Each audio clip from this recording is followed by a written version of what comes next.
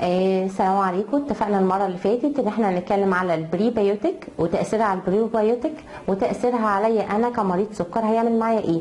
احنا قلنا ان هي خلاص هي بتغذي وبتحسن وبتمتص الحاجات. المفاجاه بقى ان انا عندي البروبيوتيك دي اللي هي حسنتها البريبيوتيك وغذتها، تمام، دي بتاثر لي على مستوى الانسولين في الدم. بتاثر على مستوى الانسولين، طبعا بتاثر على مستوى الانسولين، بتحسن لي مستوى الانسولين في الدم وبتقلل مستوى السكر.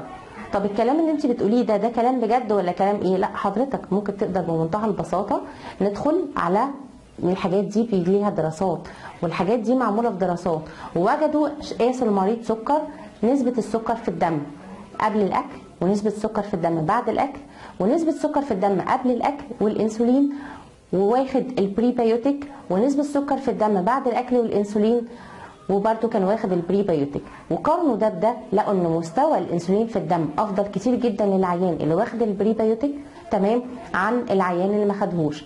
وجد ان مستوى السكر في الدم بدا يتحسن وبدا ينزل لمعدلات افضل عن العيان اللي ما خدش البريبيوتيك. ايه ده؟ يعني انا ممكن البريبيوتيك ده ممكن ان هو يحسن لي مستوى السكر؟ طبعا ممكن جدا. طب هو ده يغنينا عن دواء السكر؟ لا، ده بيساعد معايا بدل ما انا محتاج جرعات اعلى، لا، ان انا احتاج جرعات اقل وان انا اظبط السكر بشكل افضل. طب دي نقطة. النقطة التانية وجدوا انه كمان بيأثر معايا على مستوى الدهون. مستوى الدهون في الدم طبعا وجد انه بيحسن لي مستوى الدهون النافعه وبيقلل جدا مستوى الدهون الضاره، فبالتالي بيحسن لي مستوى الدهون في الدم.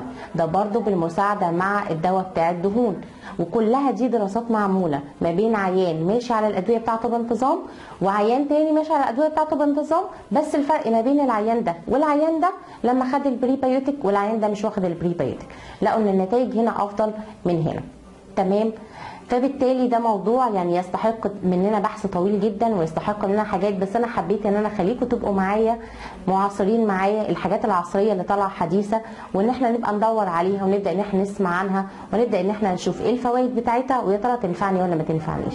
وشكرا جدا ليكم، ويعني كنت مستمتعه بالوجود معاكم الفترات اللي فاتت، واتمنى ان شاء الله نشوفكم في الايام اللي جايه على خير. كل سنه وانتم طيبين.